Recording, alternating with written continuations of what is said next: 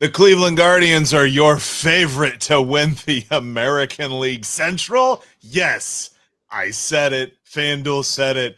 We're going to dissect it on this squad show. Step up to the plate. It's the Locked On MLB Squad Show. From the Dodgers to the Astros, the Mets to the Rangers, and everyone else in the league, with the experts of the Locked On Podcast Network bringing you the most comprehensive breakdown of all the action around the horn. We're coming in spikes up, no hurt feelings allowed, so squad up. We are just a few days away from the MLB playoffs beginning, and we're glad that you're alongside us here on this latest edition of the MLB Squad Show. My name is Jeff Carr. I'm one half of Locked On Reds. I'm also the Locked On MLB channel manager and your host for the Squad Show today. We've also got Boney from Locked On A's. We've got, of course, Sully, the man, the myth, the Sully of Locked On MLB. And, of course, we have the happiest man in the room right now in Justin Lada, because the Cleveland Guardians, one half of Locked On Guardians, by the way, because the Cleveland Guardians have overtaken, or well, they're tied, but the tiebreaker, and it's tiebreaker season because we're talking about all the tiebreakers today. And the Guardians have the tiebreaker over the Tigers. And, of course, we have to start there because, Justin, how we feeling? I'm feeling pretty good, I gotta say. I never expected to be here. Like, I feel good just the fact that we're going into the final weekend and the Guardians have something to play for. When we get to the end of the season and Sully does his summer score, the Guardians, they're not going to score very highly, but you want to know what? It has been the best month of baseball I can remember in the regular season since 2017. The Guardians almost wired a wire last year to win the division, very close to it. But this run has been very reminiscent of 2017 when they won 22 in a row. I mean, they're 17-3 in their last 20 games. The same team that lost 10 in a row earlier this season. I declared them dead at least twice. After the 10-game losing streak, I declared them dead when their closer, who I will not speak of, got not suspended. He's on the he's not disciplined. He's not disciplined, but he's getting paid. I haven't felt this good since then.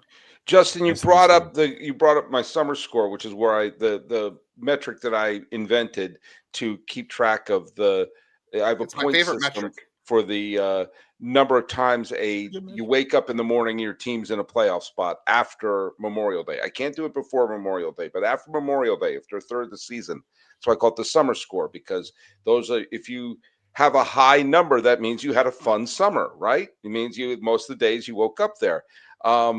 Right now, the Cleveland Guardians summer score is 34. Compare that with the Astros, which is 285. Wow. One is in the playoffs, one is not. The Guardians were a playoff team on Memorial Day, pretty much through June. I mean, they had a couple of days here and there where they're out of it, and then after June 25th, they fell out, never to be seen again until September 21st. So from June 25th till September 21st, they were not a playoff team. That's all of July. That's all of August. That's most of September. And here they are in a position where they're in a playoff team. I want to do one thing right now. I want to be Superman. I'm going to spin the earth backwards a little bit. I'm going to go back to not a very long time ago, 15 days ago, on coming off the games on June 10th, 15 days ago, September 10th. Sorry, swing back to September 10th. All right, mid-September, and the Tigers absolutely dismantled the Yankees with an 11-1 blowout. I want to just point a couple of things out. The best team in the American League that day were the Detroit Tigers, okay? Just ahead of the Toronto Blue Jays. Now, this is how life is different since then. The Jays were 3 games up on the Red Sox and Yankees. The Astros were in first place by themselves, okay? And the Detroit Tigers had 15 days ago, had a 9.5 game lead. It's so wild.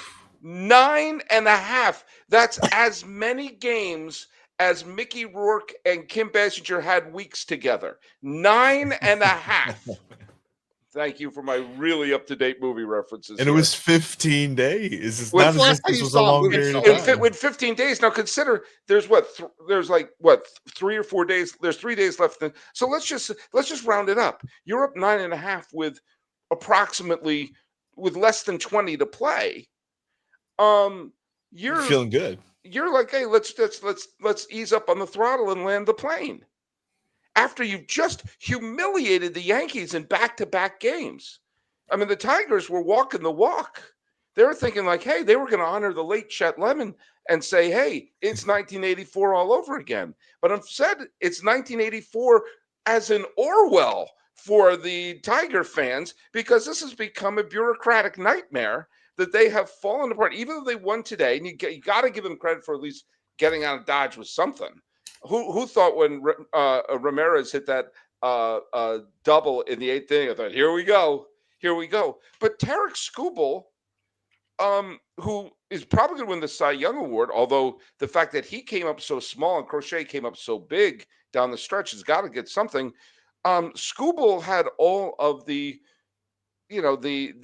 toughness of Don Knotts on the mound the other day, and at one point he panicked and kind of tried to throw the ball like a long snapper through his legs. Did you see that play? It was absolutely trying for the Detroit surreal. Lions. And Yeah. we're at a position in 15 days. It went from the best record in the American League and a 9.5 game lead on Cleveland, who, by the way, that day, did they win that day? No, they lost. Cleveland lost to Kansas City that day, who were breathing down Cleveland's neck at that point. Kansas City was only a half game behind Cleveland at that point. Oh my God. They were now contenders. Cleveland, the Guardians are contenders. But Cleveland now may get a bye. Yeah. I just want to get in, Sully. I just want to get in, okay? I just want a ticket to October. I don't care where they play. I don't care who they play. I just want a ticket. Well, good for you. Well, you should use Game Time. I Last do. minute tickets to I'm a those company guys. man. Yes. I'm a company man.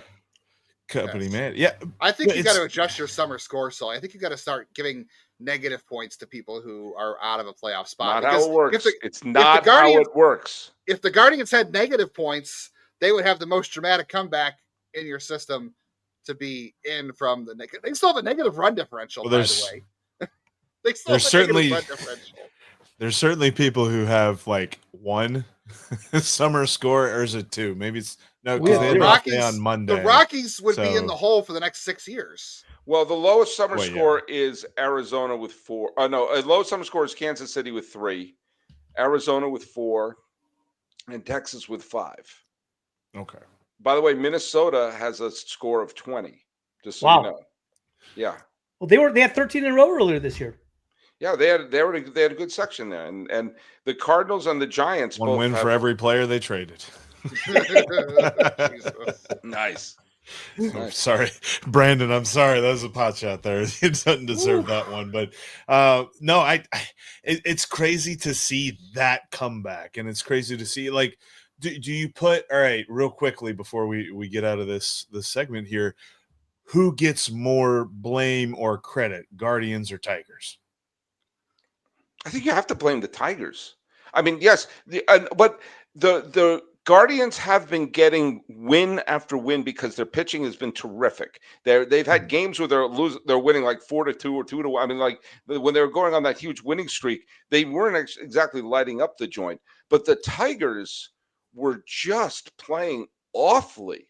I mean, it's a combination, of course. I mean, you can't have one without the other. I mean, the great collapse of the Red Sox in 2011 is also the Rays took over as well. I mean, it's you need to have that team take advantage of it, and Lord knows Cleveland took advantage of it. I mean, 15 days to do that sort of a reversal, that's unheard of. Tigers losing 2 of 3 against the White Sox at home. I mean, come on. Yeah. The Guardians took care of business, but the Tigers definitely let them back in. Didn't close the door on them either. That's We how have it to goes. see Plus, I was both. opening the door to see if Sully still hated the Guardians. So, we know Well, that that's still the It's all case. the Midwest. It's all the Yes, Midwest. obviously you got to hate Cleveland because you hate those teams that win it every single year, and it's just, Every single year.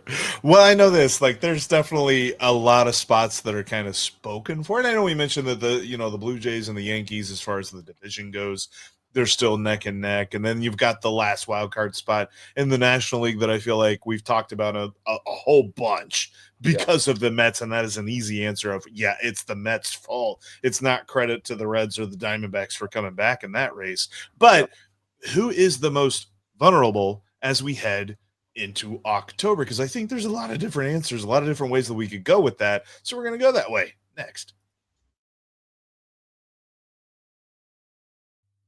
What do you get when you have a bald eagle standing on top of a silverback gorilla riding a T-Rex? Confidence, pure confidence. If you're looking for something beyond the usual pill, it's time to meet Rugiet Go Long.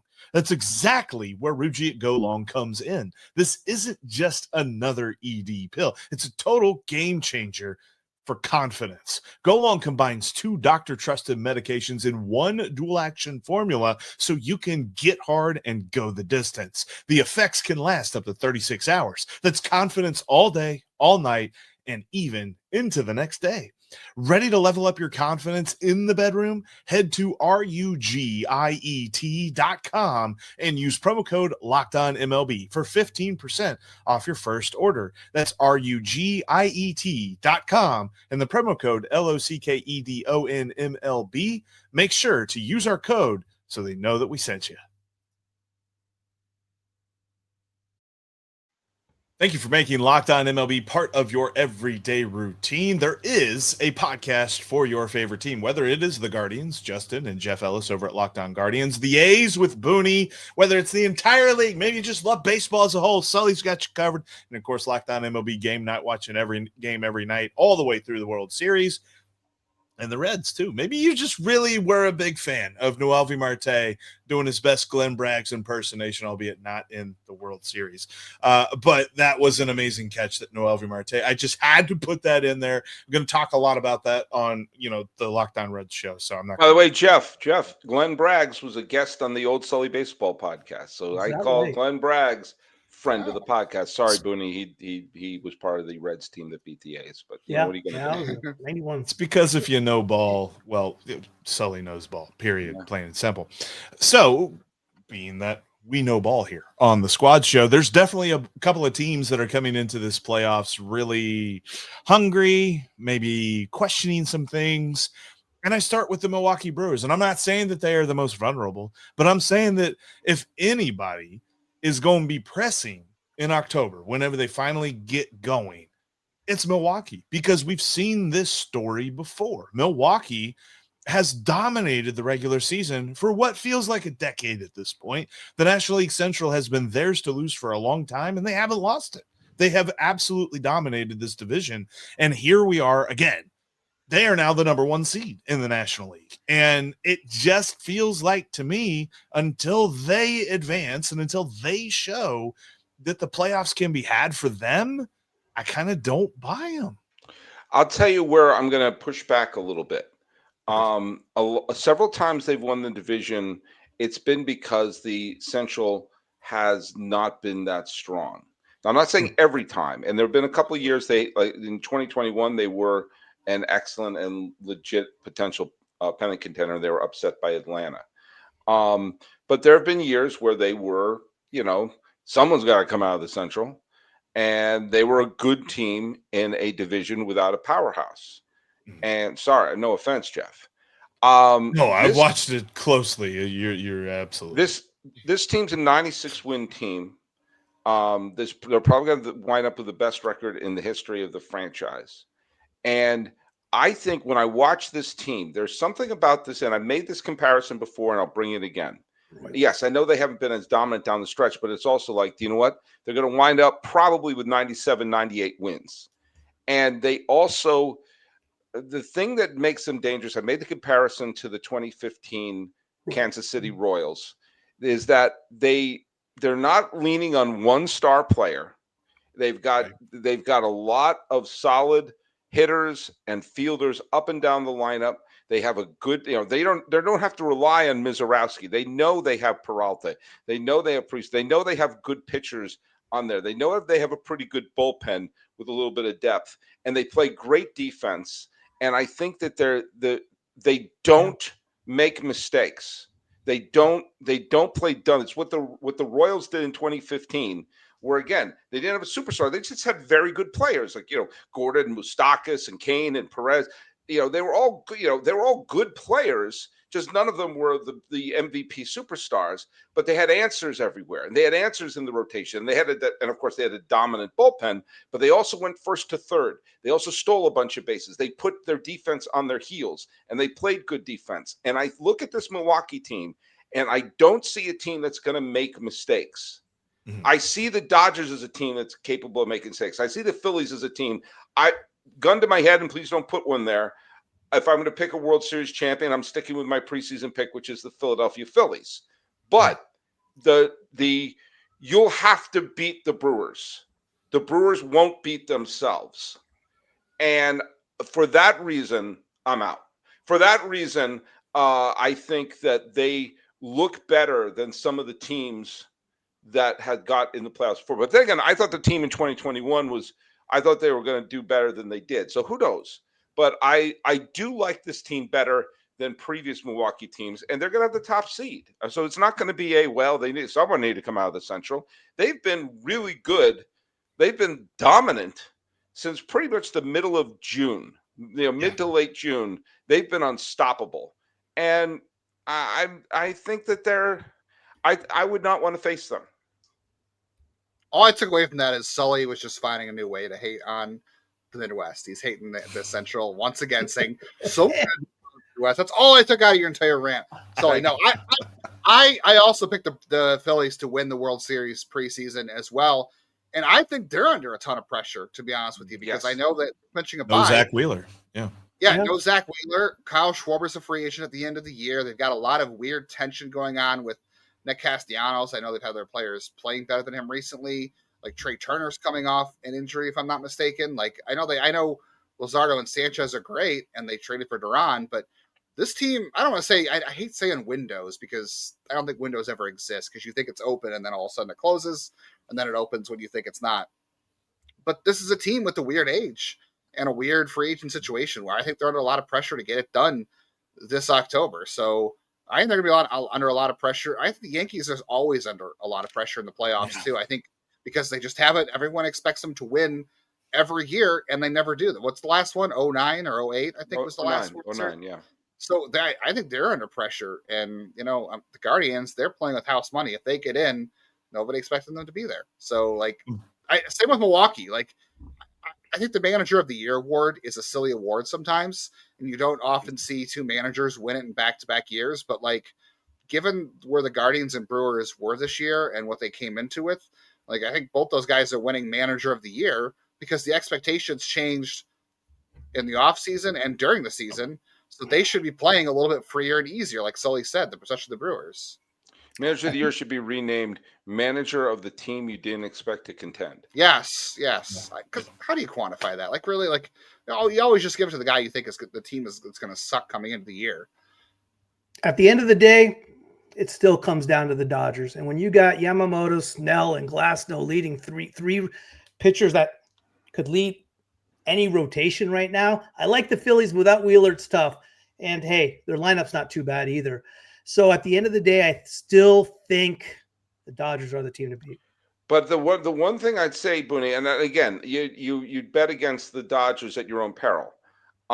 Dave Roberts has to look in the mirror and, he has to come up to Clayton Kershaw and to Sasaki and say, guess what? You guys are in the pen because Tanner Scott's terrible.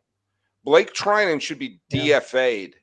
I mean, they have blown. Their bullpen has been not mediocre. Their bullpen has been grotesque. Their bullpen has been Calvin Schiraldi, Young Kim, Armando Benitez, you name it. Jose Mesa's looking at this group saying, man, these guys are chokers. I mean, sorry. I'm sorry. I've erased that name from my memory. Come on. Are you saying You know- Brad Lidge is going to come out and close games for them in the playoffs? By the way, I'm convinced that Brad Lidge made a deal with the devil in 2008. To give me 1 year where I can't blow one, and then he did.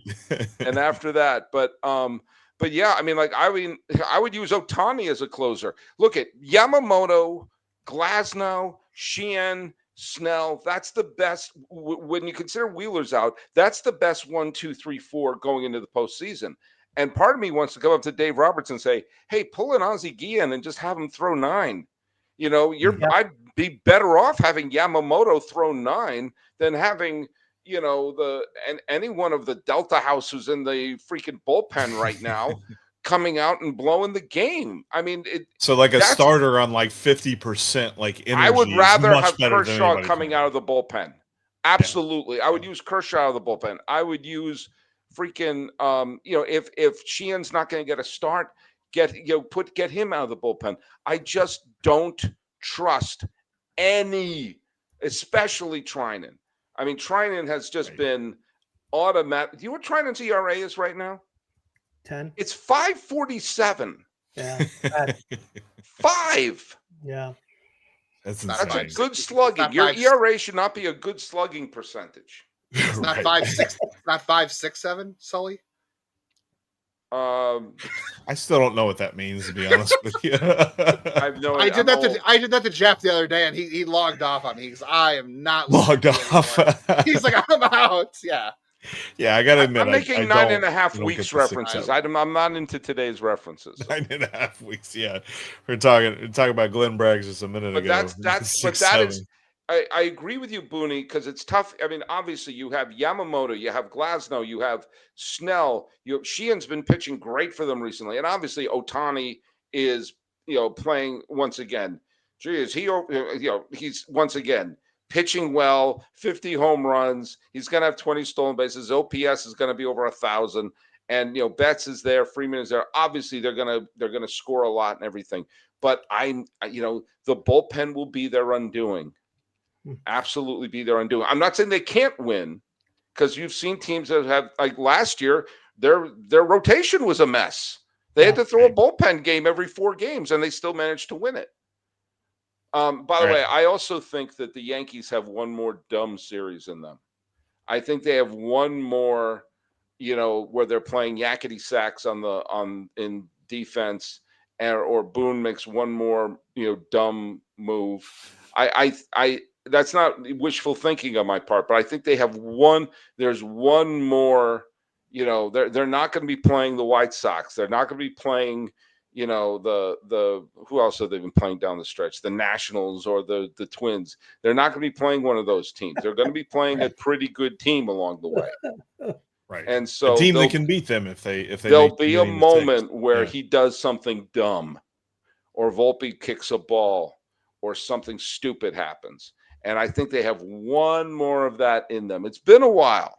It's been a while since they've had a dumb series. I guess they had their lunch stolen from them by Detroit, but I mean a dumb, like, wait a minute, did he threw to the wrong base, or like someone just curled up and fell asleep at second base and put their head on the bag, something silly like that. Some of the little league coaches go like, "Oh my god, I just told my kids to not do one this." more series like that in them. It's definitely coming. I can see that happening. I want to take a step back though and look at the playoffs from a 30,000-foot view, because I have a question for you guys that I think will provide some interesting discussion. That's coming up next. If you've been thinking about getting in on the action over on FanDuel, now is the best time. They still have this great introductory offer that's only going to last for a little bit longer. When you place your first $5 bet, if it wins, you'll get $300 in bonus bets. That's like literally double what it usually is. And of course, there's plenty of Major League Baseball lines to put that on, including who's going to win the AL Central. Because as we know, the Guardians have taken over. And at least according to FanDuel, the Guardians are favored. They are minus 215 to win the AL Central. Right now, the Tigers are at plus 172. How the Tigers have fallen. Man, they've had like an opposite season compared to last year. where they just barely made the playoffs after a huge comeback. Now it's the other way around. But yeah, go check out FanDuel today. Like I said, new users, first $5 win gets you $300 in bonus bets. Download that FanDuel app today. If you can't watch your favorite Locked On MLB podcast on YouTube, you can always listen to us on your favorite app because we are free and available everywhere you get your podcasts. All right, I want to close on this because we're just a couple of days away from the playoffs beginning, wild card round, best of 3, all that great stuff. And this is actually a little bit prompted by something that Justin said the other day to me. And I want to ask everybody here, and Justin, I'm curious as to your long-form thoughts on this as well, because are there too many playoff teams? Yes, but no. Because if you would have asked me a few weeks ago or the start of the month, I would have said yes, because the Guardians weren't going to be in. And I'd have said, I'm tired of watching teams sit around 500, not make moves at the deadline, not try to push the chips all in and try to win. But now the Guardians are back in it. Yes, there's not so many playoff teams, because you want to know what? This is exactly why Rob Manfred did this. He's keeping, I can't believe I'm saying something good about Rob Manfred. I'm so sorry, Sully. But this is keeping different cities in it. Like, this is the way you balance it out, right? Like, until there is a decision on financials, until you can force certain owners to spend certain money, or you do something with the TV contracts or the salary cap, whatever it is. I don't have the answers. That's why I'm not Rob Manfred, apparently. Until you have that resolution, the best way to combat the financial differences is more playoff teams. You have teams like the Reds, like the Guardians. I want to say the Pirates, but it seems like even extra playoff spots don't help they're them. way out. Yeah, they're way out. No, not now. I'm just saying ever in general. That's the way you do it. So I got to say, like, you're keeping more cities, more fan bases involved. As much as I hate what it does to the trade deadline and encourages a little more mediocrity, I see more fan bases getting excited in September, and that's what you need. That's what you want, ultimately. I mean, Arizona dealt Eugenio Suarez, and they're still in it. It's crazy. Yeah. Well, that's because nobody in the NL wants to win. Like, in the NL, it's very hard.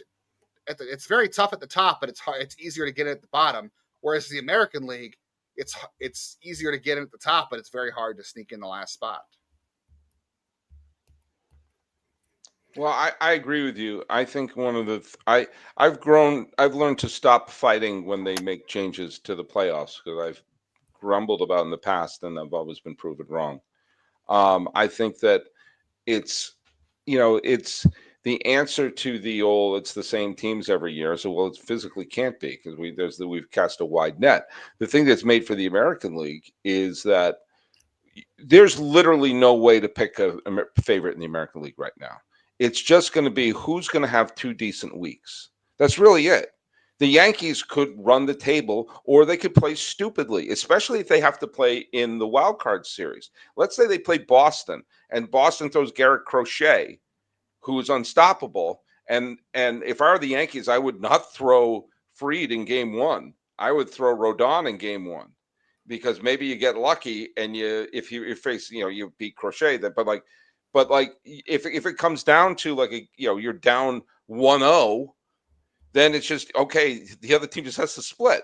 Or I could just as easily see the Yankees in the World Series. Same thing for every other team. We've seen instances of teams that stumble and bumble and grumble into the playoffs and suddenly go on a rampage. The Cardinals in 2006 went and limped into the playoffs, or even the Yankees in 2000 limped into the playoffs, and both of those teams went on to win the World Series. So, to have all of these fan bases, especially in the American League right now, thinking not only we can punch the ticket, but we can actually make it there's a path to the World Series that isn't banana boats like the Diamondbacks in 2023, which was just bizarre, but this a legit path. Every team I mentioned has a good streak in them. You could see the Toronto Blue Jays, who have been, spiraling, the proverbial spider in the toilet, but you could see them going hey, we're in, let's relax.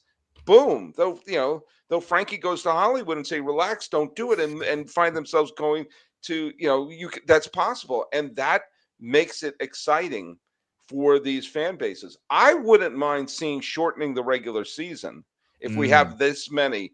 I've been advocating for years ending the regular season on Labor Day and having the playoffs start in September, and have baseball not competing with football in the best month of the season, but get August to be the great pennant race, and and then have the playoffs in September. So we're not going like, oh, the World Series is going on during Thanksgiving dinner, and so I'm you're not gonna find a bigger baseball fan than me, but I'm all for, if it's like a 140 game season or something like that. I'm your pal Sully is listening. But I think it's working, for just to get people's interest, that generations of kids can start to get interested in them. I teach at a high school in Pasadena, and all these kids are walking around with Dodgers jerseys. Yeah. Now, granted, the Dodgers are one of the best teams, one of the most popular teams, but I'm seeing young people watching baseball. And if that's happening across the country, remind me why that's bad. Or hear me out. You shorten the season and you don't start until late April, early May, because people like us here in Cleveland have to sit through 35-degree home openers, and the fans sell out for that, and they don't show up again until this past week, which has literally been true most of the year. Yeah, I agree with you guys. I mean, I think the wild card format right now, and first of all, with the absolute chaos that it causes and the excitement down the stretch. Also, I mean, for teams that are out of it, like the A's, I mean, 12 of our last 15 games have been meaningful games, have been against teams that are in the playoff hunt, rather than just meaningless games down the stretch for a team that's out of it. So, I think it's a win-win for everybody. I am intrigued to see exactly how this plays out, because we were talking a lot about the Dodgers bullpen and stuff. If the Mets are able to make it in, you're going to have the Mets Dodgers, and then whoever takes their starter out first is just like spin the roulette wheel. Let's see what happens, because the Mets bullpen is even worse than the Dodgers. So that's going to be crazy. What you're saying is the Dodgers need Rougiet. What I'm saying is the Reds need to make it. And that's where we're going to end today's squad show. Thank you so much for checking out today's Locked On MLB Squad. We will be with you back again as the playoffs get going. We'll be talking about wild card baseball next week. It's crazy. This year has just absolutely flown by. But we'll be back in your feed next week. Thank you so much for checking us out. Make sure you check out your favorite team's podcast, whether it's the Guardians, the A's, the Reds, or you just love baseball in general. We got a podcast for you, because we are all part of the Locked On Podcast Network, your team every day. Chaos.